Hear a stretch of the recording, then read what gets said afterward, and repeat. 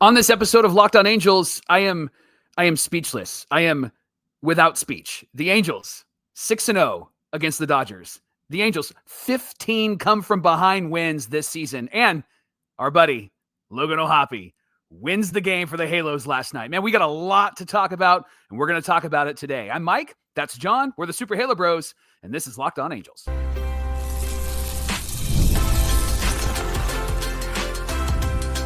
You are Locked On Angels, your daily Los Angeles Angels podcast. Part of the Locked On Podcast Network, your team every day. You're in the right place. Thanks for making Locked On Angels your first listen of the day. You can find us anywhere you get your podcasts, including Apple Podcasts, Spotify, and SiriusXM by searching Locked On Angels. And if you'd like to give back to the Super Halo Bros for all the Super Halo content, here's some things that you can do.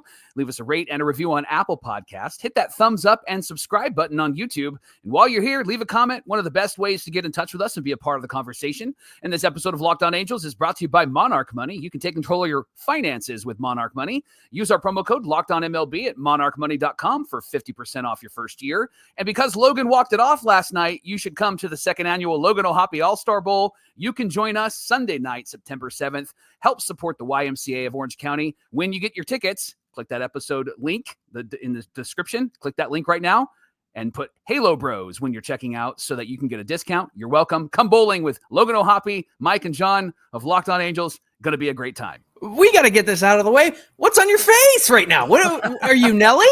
I had some work done, John. Oh, a little Botox? Is that you got to take care of the moneymaker? Nah, That's I had right. a little, you get older, you get a little things on your face, and you got to make sure it's not cancerous, something dangerous like that. Yeah, so nobody make fun of him in the comments. It could have been cancer. It could have been cancer. It wasn't. I'm all good. Everything's good. And I guess I'm going to have this patch on my face for a little bit. There we go. That's fine. That's all right with me. Thanks for being here for this episode of Locked On Angels, where it's your team every day. You've got the Frisch brothers here. My name is John. That's my brother, Mike. The audio side's going, what's on Mike's face? My name is Mike, and that's my brother, John.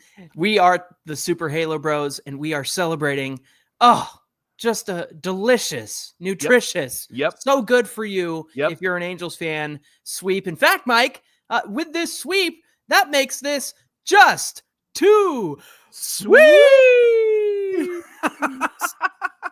So that's good. What I'm talking about. Look, I know we always have our takeaways. We always have the things that we got to get to, but can we just crap talk for the next 30 minutes? Glory. Absolutely. The Angels win this one 6-5. They come back down 5-2. In fact, it was Shohei Ohtani on the mound, and oh my gosh, what can't he do? Well, he can't go 5 innings, and that's what happened in this one. And so he's not on my favorite team anymore. So I'm going to let the insults fly. I don't care. Get in the comments. Scatting. Here we come. Get in the comments, nerds, you Dodger fan nerds, you Ohtani obsessed nerds. I don't care who you are. Bring it on. Absolutely. You're just a bunch of trolls, and I'm sick and tired of it. And we swept the Dodgers season series 6-0. Who cares if you're a billion-dollar corporation? My team's got fight. My team's got heart. I'll take Zach Neto. I'll take Nolan Shonwell. And I'll take freaking Logan Ohtani, who won it in the bottom of the 8th inning with a 2-out, 2-strike, 2-run RBI with the bases loaded to get this one done, Mike, 6-5. Oh, it tastes so good. It's going to be so sweet to talk about. John, here's the first takeaway. Let's take you back to the beginning of this game. Kyle Hendricks started this game. Didn't last very long. He lived and died on the changeup last night. So he gave up 6 hits. 5 came on the changeup. But he also struck out 4 hitters. 3 came on the changeup. Here's what I noticed. The Dodgers had a really good game plan. And it was obvious. Lay off the fastball, attack the off-speed stuff. Mm-hmm. And they did that, especially in the top of the first inning. 3 runs, 4 hits off of Kyle Hendricks. Then after Kyle Hendricks got out of that inning, luckily, he allowed just 1 single, and then he got the next 6 hitters out. But then top of the 4th, he lost it again, gave up a single to the leadoff hitter, walked the next batter. After getting 1 out, he walks Ohtani to load the bases. And then they take him out. He threw 86 pitches in 3 1/3 innings, his second shortest outing of the season. Remember, his last really bad outing when he went just 3 innings was against the Twins back in April, gave up 7 runs. Last night, he gave up 6 hits, 5 runs, 3 walks, 4 Ks. But I don't even remember the start, John, because it felt like it was centuries ago in how this game was just back and forth and up and down. Yeah, it was centuries ago, Mike, because it didn't matter at the end of the day, and neither did Shohei Ohtani start because the Angels handled him just fine. It was his second takeaway. They got to him in the second inning and the fifth inning. In the second, Taylor Ward took him deep with his 29th home run of the season. This was brought up to us by an everydayer on Instagram, and I'll make sure that we bring this up for Fan Mail Friday tomorrow. But Taylor Ward, he's going to get some MVP votes, being the second most with RBIs in the American League and going to have a 30-plus home run season. He's not going to win it, but he's going to get votes. Yeah. And now I feel like I need to take back everything I ever said about Taylor Ward. I know the defense is infuriating sometimes, but look, on paper, you got this guy with some MVP votes. It was right center field, 97 mile an hour, right down the middle. And then the Angels played situational baseball, which I loved. Moncada doubles after Ward's home run. It moves Joe Adell moves him to third on a fly ball to center. Rengifo hits a sac fly to score Moncada. More of that, please. Can we have this kind of baseball? They've been playing a better brand of baseball. They've been doing that kind of stuff. They got two more against Ohtani in the bottom of the fifth with one out. Ohapi and Teodosio single. Zach Neto follows with an RBI left field. I'm so excited. John, take a breath. Take a breath. One game. And here's the thing with runners in scoring position, Zach Neto is slashing .313, a .410 on base, a .522 slugging percentage, and a .932 OPS. And Ohtani went just 4 1/3 innings, 5 hits, 4 runs, his worst start ever at Angel Stadium. It's funny, it never happened when he was on the Angels. I don't know, Mike. It seems like the blue is bringing you down. They ruined him. They ruined Ohtani. That's great. Now, here's the thing. That Neto double was huge because it knocked Ohtani out of the game. It was the longest he's gone in a game this season. It was 80 pitches for Ohtani. It was a lot. So it was another good performance against another really good pitcher by the Halos hitters. Ohtani allowed only 5 runs in his first 8 starts, but he allowed 4 last night. What a shame. What a shame. Third takeaway, John, the Angels bullpen, they needed to rely on them to keep them in the game, and they came through after Hendricks went just 3 1/3. Zephyr John comes in, and he goes an inning and 1/3. Andrew Chafin comes in, another inning and 1/3. Detmers pitched in the 7th, didn't give up any runs because of Bryce Teodosio. We'll talk about that in a minute. He did walk a batter. He gave up a hit and just walked a batter and then struck out a hitter. And then Brock Burke came in, had a clean inning with 2 Ks. And then Kenley Jansen, 3 days in a row and a day off today. He's like, hey, put me in there because I'm making sure that we shut this thing down. So that was great to rely on the bullpen. And then they have a day off today to reset everything. And speaking of Bryce Teodosio, John, our fourth takeaway, he made a brilliant catch on defense, but then a bad decision on the bases. Why don't you talk about the catch first? Yeah, the brilliant catch was top of the 6th with runners on base. Detmers is pitching. Andy Pages hits a fly to right field. It was going to hit above that yellow line and be a home run. Teodosio jumps up, catches it, brings it back, saves the game with that catch because it would have been a 2-run home run. And Adell celebrates with a fist bump because he saw him make that catch and he saw that he kept it in the glove and he was just like, yeah, let's go. So love that. That was fantastic. Mike, you brought up the decision on the bases, and that was that Teodosio was at second base. And then he was the first batter of the inning. He hits a liner to the third and goes off the glove of Freeland. He gets a hustle double. Tried to steal third. Yeah. It was 1 out, and Shonwell was up. And he tried to steal third. He was thrown out, came off the bag. So I guess I shouldn't say thrown out. He got there, but then he came off the bag. The question you had was, why is he trying to steal third when a single knocks him in because he's that fast? A lot of everydayers replied and said, well, you get the sac fly if he's at third base. That's a situation that, results in tying the game at that point because it was still 5-4. So what do you think? Are you still standing by the fact he shouldn't have stolen, or do you agree with our everydayers who said, no, it was a good move? He's trying to get in position to where if there's a sac fly, he can tie up the game. What do you say? I say you stay at second base because you're gonna score on a single. I know that it means you have to get a single instead of a sac fly, but any sort of contact on the ground, especially to the right side, moves him to third base anyway. And then you have Mike Trout coming up to be able to knock him in. Now, we'll talk about him in just a moment, but I think because he's so quick, it was a risky play. Now, if he made it, I probably would be celebrating and going, "Oh, brilliant, so good," right? Sure. But there was also an everydayer that questioned, like, why didn't they talk about like an obstruction? Because the third baseman Freeland like kind of blocked the bag and then fell on top of him, and so there was a lot of conversation that should have happened there. It was interesting because Teodosio, like, he should have got one WAR and then it taken away, right? Yeah. Because he grabbed a home run and then he didn't allow the Angels to score in this inning. But because of Ohtani coming through in the 8th inning, then everything was okay, right? And it didn't stand out that big. Speaking of Mike Trout, John, our 5th takeaway, that dude cannot hit Shohei Ohtani, can he? He can't hit at all, Mike. Yeah. Especially when you're not swinging the bat. He's not going to hit anything. Yeah. Struck out looking twice, and he struck out for a 3rd time. First game that Ohtani and Trout have both struck out 3 times in the same game since 2020. But it's just absolutely ridiculous. I tweeted, Mike, there's a thing called the strike zone.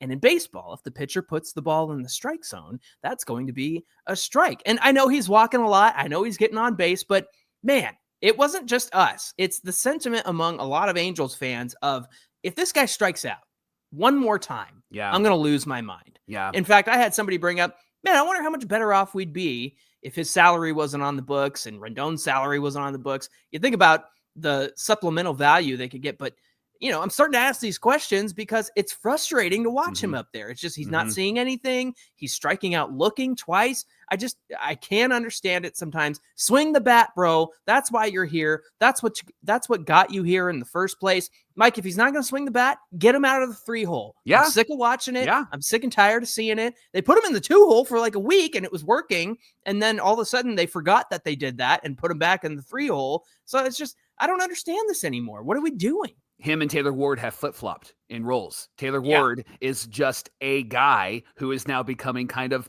the guy, at least on this team, along with like Zach Neto and the other guys. But Mike Trout, it doesn't stand out. He's not a threat. Now, they're still kind of treating him as a threat because he's been intentionally walked a couple of times.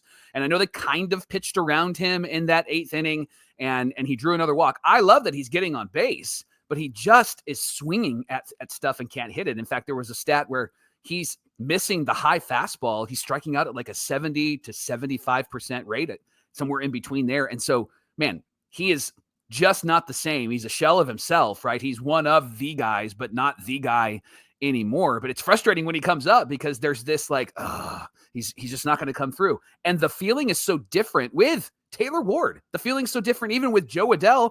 And the feeling is very different with a guy like Zach Neto, right? And Nolan Shotwell. But when Mike Trout comes up, it just feels like, flip it over. The inning's over because we're going to have to, we're not going to come through here. You know what the difference is? They're putting the ball in play. Yeah. Joe Adell hits one that just kind of hit the lip of the grass, and he was able to get on base there in that bases loaded situation. And those guys are putting the ball in play. Trout's not. It's either make contact, strike out, or he's taking a walk, do something, man. Yeah. So, I'm going to sit here and talk my nonsense on the Dodgers, but man, I am just so frustrated with Mike Trout right now. It's just very, it's just been such an issue for so long this season. And you try to give him the benefit of the doubt early on where, he hasn't played in over a year. We're in August, bro. Yeah. Like you just turned 34 the other day. Like or 33 or something. Let's pick it up here and let's actually put some baseballs in play. But Mike, how sweep it is for the Angels to take it in all 6 games against the Dodgers, who all we've heard is, Ohtani's going to be a Dodger. He's going to leave the Angels. Oh, Tungsten Armo Doyle. In fact, the Angels actually tweeted something really hilarious just a minute ago, and it's something, Tungsten Armo Doyle, something, and the Angels win 6-5. So even they're in on it. Good on them. Good Love grief. And the fact that there were so many Dodger fans because tickets are too expensive to go to Dodger Stadium, so they come to Angel Stadium because it's an affordable night out with the family, because they're still family friendly and they're not spending $1 trillion. They all went home very, very sad, even though they were marching up to the stadium and saying, we're going to take this one. You didn't do anything. You didn't take it. You got embarrassed. You got embarrassed by the Angels. They came back and won this one. You got swept at home. You got swept on the road, quote unquote, even though the stadium was full of Dodger fans who have been fans since 2013 when the team finally got good again. And all of you in your Ohtani jerseys that you bought last year and your Betts jerseys that you bought last month because, you were trying to help him out, and your Freddie Freeman jerseys because he came over in 2022. I understand. It's fun. It's a new fan base. It's fun for you to cheer for a team that's always going to be in it. They're always going to win. But you know what? Loyalty means something in sports. I don't care what you say about other areas of your life, but loyalty in sports is something that fans stick to through and through. And so it's just delicious when you're loyal to your team. And we're loyal to the guys on the field. I know this organization has treated its fan base like garbage at times. But here's the thing. When you're loyal to your team and you've been fans like Mike and myself and all of our everydayers who watch this team, loyalty means something. Mm-hmm. And loyalty means, hey, I'm going to stick around and try to help this team be something. Hey, you know what? Kenley Jansen, I want to help turn this franchise around. How poetic that it was Jansen to get the save in the ninth inning. How great is it that Yusei Kikuchi wanted to come here because he's like, hey, I want to see this franchise turn around. I want to do something. That's what we hoped for with Shohei Ohtani. And I know he went back to Artie and offered him the same deal, and Artie turned it down. It's because our ownership sucks. Okay. But here's the thing. It would have been great to have this guy be a hero. But you know what? You chose the team up north. You got your World Series in the first year. So congratulations. What are you going to do the rest of the time? What are you going to do 10 years from now when he can only DH? He's not going to pitch. You're still going to be paying him $1 trillion after his contract's over. So, have your fun now. Enjoy it. Enjoy all the winning. Enjoy the World Series. Enjoy all of that. But at the end of the day, there's something about loyalty. And that's what Angel fans have, is undying loyalty to this franchise. That's why this franchise needs to be better. That's why this organization needs to be better, because they still show up despite the losing seasons, despite all the garbage, despite all the crap that we've had to take as fans on social media and Tungsten Armo Doyle and all this crap. We're still here. We're still loyal. And so 6-0 feels great. Sweeping the Freeway Series feels great. Doing it twice feels great. And getting the win against Ohtani on the mound feels great. Rant over, my friend. And all the people said, amen. Thanks for making Locked On Angels your first listen of the day. Coming up, MLB Pipeline has the Angels' new top 10 prospects. We're going to share who they are, where the Angels rank based on their farm ranking systems. Talk about all of that coming right up. Hey, to everybody that is lurking, that are Dodger fans, and to our everydayers, ever wish that managing your money felt a little bit easier? Well, Monarch Money can help you with that. Whether you're growing your savings or you're planning a big purchase, Monarch Money puts you in the driver's seat. It's like having your own personal CFO, giving you full visibility and control over your finances. Monarch Money is there for you. It's more than a budgeting app. It's a complete financial command center. You can track all your accounts, your investments, and spending all in one place. So in addition to managing your money, you're also building your wealth. So take control of your finances with Monarch Money. Use our promo code LOCKEDONMLB at monarchmoney.com for 50% off your first year. Again, monarchmoney.com, promo code LOCKEDONMLB for half off your first year. They'll help you save up for those Dodgers tickets that are, $400,000 to go to a game on a Tuesday, Mike. And then Monarch Money, they're going to be there for you. They'll help you get there.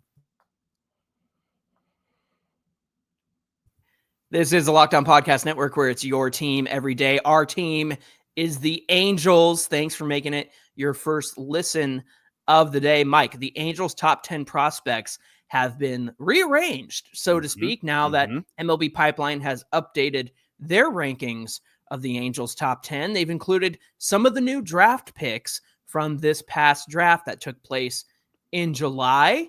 Let's talk about it. Yeah, Christian Moore is the number one prospect in the Angels organization. No surprise there, right? Okay. From MLB Pipeline. Number 2, Tyler Bremner. He was a number 2 pick just back in June. Ryan Johnson is number 3. He's been real good. Not unexpected, right? He's been real good, where he is learning how to be a pitcher. Wasn't he the guy that we got as compensation for someone who left our team? And Yep. I'm trying to remember off the top of my it was Shohei. It was Moshe Ohtani, I believe was his name. Got it. Number 4 is George Clausen, who has been great. If you're not following Jared Timms from Talkin' Halos on Twitter, you should, because he's been giving some updates about George Clausen and showing some of the specific details that Clausen is doing right now. So fantastic. Johnny Slowinski, number 5. He was a draft pick this year. Caden Baseball Dana, name. yes. Caden Dana, number 6. Josue Lugo is number 7. Chase Shores, another draft pick from this year, is number 8. Nelson Rada, who is tearing it up at AAA. I did see somebody tweeted, and it was a baseball head, super smart baseball head, said, if Nelson Rada was with the Dodgers or with the Yankees or maybe the Red Sox, he would be a top 10 prospect in all of MLB. But because he's with the Angels, he's not getting recognized. He's that good. And I think then it was top 50, wasn't it? I think it was top 50. Or was it top 10? Well, since we're exaggerating, let's just say top 10. Top 10, yeah. And then Denzer Guzman is number 10 for the Angels. John, overall, the MLB Pipeline is ranking Christian Moore as the 50th best prospect in all of baseball. Mm-hmm. And then Tyler Bremner is 96 out of 100. That's great. And they rank the Angels farm system at 27. Now, for comparison, tell us what Baseball America says about the Angels prospect system and minor league system. Yeah, they actually rank the Angels at 25 in the top prospects. They have 2 top 100. At number 73, it's Christian Moore, and at number 76, it's Tyler Bremner. So Moore is not 50; he's lower on the totem pole there. But then Tyler Bremner is not so far down at 96; he's actually up at 76 for Baseball America as opposed to MLB Pipeline. Here's what Baseball America had to say about the system. It's better, but still a lot of work to do. Here's their strength. Right-handed pitching. The addition of Bremner and Trey Gregory Alford solid seasons in the Arizona Complex League help a lot. Ryan Johnson has been excellent in his return to the minors. Here is their weaknesses. Position players who project as regulars. Christian Moore counts as a prospect for now, but he is in the majors. After him, the best hope for long-term MLB regulars are Nelson Rada, who needs to get stronger, and Gabriel Davalillo, who has yet to play a full season of ball. I agree with that. Yeah, I agree with that assessment. Yep. The Angels have finally got some good arms in the system, but after their position players that they have in the majors, and then, obviously Denzer Guzman, Nelson Rada, not much to speak of position player-wise, Mike, in terms of guys who are close. Now, there are a lot of guys that are not close, but they are in the system. But the point of having good depth in your minor league system is to have guys that you can call up and help out a little bit. And that's something the Angels have been lacking the last couple of years, isn't it? Yeah. And when you talk about position players outside of the top 10 are names like Kyron Paris and Matthew Lugo, who we will probably see at least in spring training next year. And Matthew Lugo will probably be somebody that we'll see regularly at the major league level. And he's been tearing it up. In fact, he had a walk-off home run just last night for the Salt Lake Bees. So Matthew Lugo has been great. Kyron Paris still kind of struggling. And so we'll see what he can do over the offseason. Maybe he gets back to that Aaron Judge swing and then can do it consistently. When I look at this top 10 though, John, I think that we're going to see Ryan Johnson sooner rather than later. I think going to be somebody that will be considered for the starting rotation in 2026. And here's why. Because he's a gamer and he's already been in this bullpen for the start of the season, and in spring training was fantastic, and then obviously struggled and needed to work on some things. But in the minor leagues, he's been great. Now, he needs to probably be brought up. They're resting him. They gave him kind of a fatigue rest, which they've done with a few of their pitchers. So I would anticipate that maybe spring training, they see what he does. And I could see him not necessarily starting in the rotation, but being somebody that they bring up maybe May, maybe June to help facilitate a stronger rotation depending on where they're at. But that's a name that I look at and say, I think we'll see him sooner rather than later. What about you? Yeah, my concern with him was the repeatability of his delivery, because we all know he's got a very funky delivery, but he's had success in college doing it. So far, he's had success in the minor leagues doing that. Mike, I think it might take some time to see how he does in AA, AAA. It might take the rest of the season to do that if he isn't still on fatigue rest, right? That's the key. But it is the Angels, and they are very much like, hey, just hit skip. Let's just see what they can do. Let's let them fire away. And depending on where they're at right now, I know that they think they're competitive, and after the sweep of the Dodgers, they're really going to think that they're competitive. But I don't know. So what I'm saying is I don't think that they're going to put in somebody like a Ryan Johnson to mess up the swag that they have right now, that they think that they have. I would love to see him in September. I would love to see him come up and maybe take over a starting spot, especially if Tyler Anderson's back isn't doing well. I know that Victor Medeiros is going to start again. He said that yesterday, which is good news. But I would love to see Ryan Johnson come up if there's a slot for him, maybe a spot start just to see what he can do. I'd love to see him try to be a starter at the major league level. Yeah, and Mitch Ferris, who pitched in AA, had a great outing, and he's been getting a lot of accolades lately. Not on the 40-man roster, but you could make some moves there to consider having him start.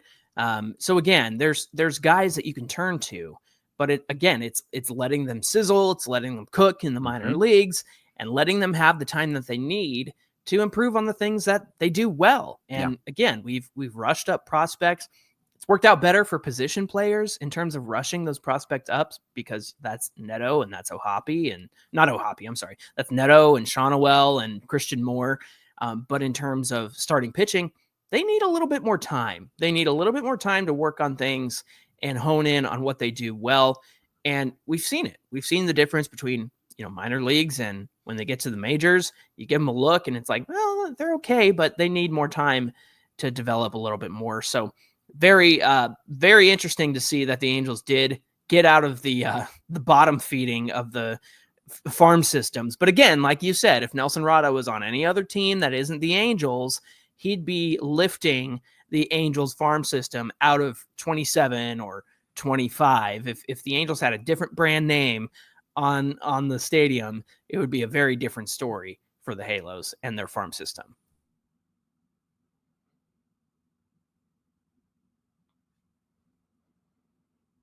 Johnny, Ryan Follow of Angels Win tweeted this after the Tuesday walk-off win. My favorite follow on Twitter. He's good. He said, the Angels are on the verge of sweeping the season series against the defending world champion Dodgers. Obviously, they did. He said, with a position group made almost entirely of homegrown Angels. I don't want to hear anything about the Angels not being able to develop prospects ever again. Ooh, spicy, Ryan. Now, let's go. Here, I'm going to ask you a question, but I want to share a stat with you. The Angels have 9 walk-off wins this year. 6 of them have come from players 28 and under. So have come from their young guys. So is Ryan Fala a right Fala? Like, is he right? Do the Halos get to brag a bit about their homegrown talent? And really, again, take a step back. We've talked about this on the show. They are much better this year than they were last year. And at the end of the season, no matter what happens, this is going to be a season where you're like, they really took a step forward. It is a narrative shifting season. And we're all going to say that at the end of the year, even though we get frustrated and even though they might not do well against the A's, right? Like it's going to be a narrative shifting season when we get to the end of September. So is he right? Do the Halos get to brag a bit? Do they get to, walk around and say, look at us, right? Here's what we've done. What do you think? It's 2 things. I know that we all have our thoughts and feelings on what Perry Minasian has done. It's rushing guys to the majors, drafting college players so that they're close to being ready for Major League Baseball. And that's been a big criticism of what Perry Minasian has done. However, people that are a whole lot smarter than you and me and even our everydayers, Mike, like other GMs and other organizations around baseball have looked at the Angels and went, they might be onto something there, right? And we've talked about that. We've discussed it in the sense that people are being more willing to bring up prospects that are position players and try them out in the majors. You got Roman Anthony with the Red Sox. You got is it Christians? I forget who it is over with the Astros. I don't think he's with them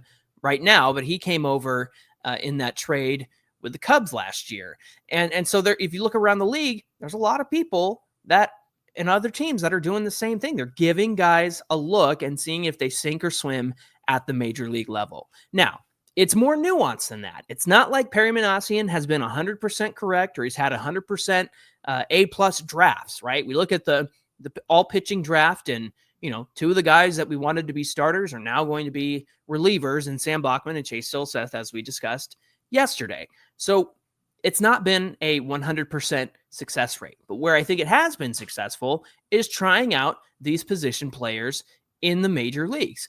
And look, it took Zach Neto 2023 and an injury, and then the beginning of 2024 to kind of figure some things out at the plate. We all discussed the leg kick. We all discussed the toe tap. Should he do the leg kick? Should he not? Well, now here he's on the verge of another 2020 season after having one last season when he corrected all of that stuff. So really what I think it speaks to is the Angels trust their major league coaches to help these guys along. And I think that speaks to, the work that Ron Washington, Johnny Washington, Barry Enright, as much as we've piled on Johnny at the beginning of this season, he's certainly helped a lot of these guys going into last year and even into this year. And that's what we wanted to see from him, right? Not a one size fits all approach, but a individual, hey, let's help you figure some things out at the plate. So it's good that that's still happening. So going back to your question of, is the idea that the Angels have homegrown talent and they get to brag about it? Yeah, because they were right about something. Barry Manassian was right about something. Again, he's not a 100% great GM. He didn't, hit home runs on all of his draft picks. And yeah, maybe we would have picked somebody different at number 1 than Tyler Bremner, yada, yada, yada. Hasn't always worked out. But in this case, I think that the position player side of things has worked out really well for them. And you see it on the field. You see the results. And even though it's taken some time for guys like Joe Adell and even Taylor Ward, right? Maybe if Taylor Ward hadn't gotten hurt in 2023, getting hit with that fastball, he might have had a great season that year because he was on his way, and he might be even further advanced than he is right now. But I say all that because, yeah, it's taken some time with some of these guys, and then you get guys like Christian Moore and Zach Neto and Nolan Shonowell who took some time to figure it out, and less time than a Joe Adell or Taylor Ward. It took, half a season, a full season to get things right, but they've done really well. What about you? Are you bragging about this team, especially after the series sweep and the season sweep of the Dodgers? I have never taken prospect rankings very seriously. Yeah. I think that they are a gimmick that helps good teams make trades for good players. I really believe that that's what it's about. And it's they're on the payroll. Yes. I mean, it feels like that. Now, I could be completely off, but that's what it feels like. And so when the Angels get ranked at the bottom all the time, okay, that's fine. But they still have Neto and Shonowell and some of their key players, Christian Moore, they're at the major league level. And I think where we've discussed and where the Angels have issues is not their number 1 tiered guys, but their number 2 tiered guys. They just don't have in the cupboard. They're not stocked, right? Like they take out the best cereal, right? Yeah. And then you open up the cupboard again and you're like, oh man, all we've got is, Tasty-O's, right? Like, and so that I think is why they get ranked so low. But what they're pulling out of the cupboard though is, alphabets, Captain Crunch, honeycomb, right? They still make alphabets? I don't know, but they should because they're delicious. The point is that the Angels have really good players. Now, have they developed them or did they rush them? That's really the debate. The Angels have just been smart, and this is where I high-five Perry Manassian, of just going, yeah, he's ready. Let's just bring him up, right? And look at what has happened with Nolan Shonowell. He is a great Major League ball player. Zach Neto, superstar. Logan O'Hoppe, coming along. I mean, Christian Moore, he's going to be somebody, he's already got that clutch gene in him. And he's smart baseball IQ. John, I think that they can brag and they can celebrate because what we've seen them do with this strategy has worked, and it's helped them to be a bit competitive this season and fight for 500 where we thought they would be at the start of the year. Yeah, and they did this big accomplishment against the defending World Series champions.